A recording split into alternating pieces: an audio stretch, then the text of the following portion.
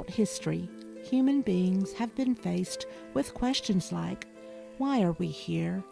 What is the purpose of life? Why do we suffer? And how do we find peace? Most religions of the world have tried to answer these questions by offering us stories and examples of people searching for the divine answers.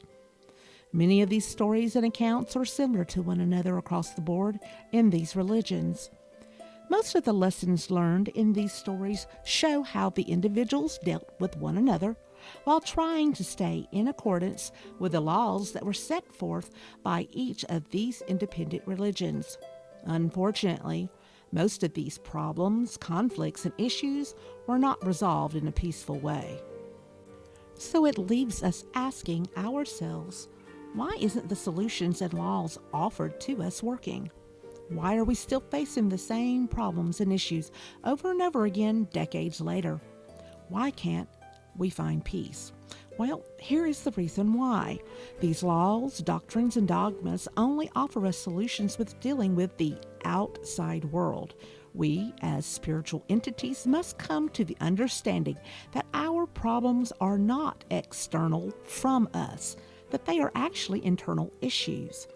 Because human beings are not at peace with themselves or others, they can never find the answers that they are longing to know of our purposes in life and why we are here. Where most religions only teach us how to deal with conflicts outside of ourselves, there are only a few that teach the importance of looking inward. We all know that quieting the mind and listening for divine guidance is only one of the first steps of internal reflection and self-improvement.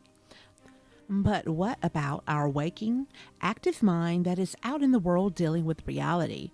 What are some written sources for our personal growth that can also provide us with answers to the questions in life, including suffering and how to obtain peace? A document written 36,000 years ago BC was found by Dr. Michael Durrell. This information was authored by Thoth, who was the Egyptian god of writing, magic, wisdom, and the moon. And throughout history, he was known by many different names. He was an Atlantean priest king who founded a colony in ancient Egypt, known also as Gimp. The document was called the Emerald Tablets of Thoth, or Т.H.O.T.H.S. It was called thus because of the material in which it was made. The tablet's composition was made out of an unknown substance that science has yet to determine its origins. The only information they've been able to obtain is that the tablet was absolutely indestructible. Within this fascinating tablet, it explained how the universe was created, by what it was created by, and how to use this knowledge and wisdom to escape suffering and achieve peace. In addition, it reveals the laws that pertain to the creation, which is also found in another tablet by Thoth called the 𝑋‍ABOUT. The 𝑋‍ABOUT explains an in-depth understanding of these universal laws and how to use them to manipulate this earthly reality. I am also doing a future video on this subject as well. What was unique about the information in the Emerald Tablets? It was much different from other teachings. It gave step-by-step instructions on how to escape this planet's illusionary construct. In the tablet, Thoth discusses how his home in Atlantis was destroyed, why it was destroyed, and how he was commanded to go to Egypt to set up teachings there of their spiritual precepts. This is where the Egyptian mystery schools began that is spoken of by the priesthood at that time. Thoth only chose the initiates that he thought were worthy of obtaining this information. It would take these initiates years of study to understand the concepts and to achieve the enlightenment, so to ascend to the higher spiritual realms and leave this simulation. Now that we are in the age of Aquarius, again, the time has come where the learning of man has accelerated.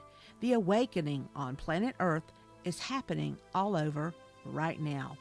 Many truth seekers are coming forward, looking for those answers to the age-long questions. They are discovering the vast array of the information that is out there that's pertaining to illumination, enlightenment, and ascension. And they are incorporating into their spiritual practices newfound and different forms of meditation, chakra work, pineal gland activation, group conferences, and more. These are all great starts on the path to enlightenment.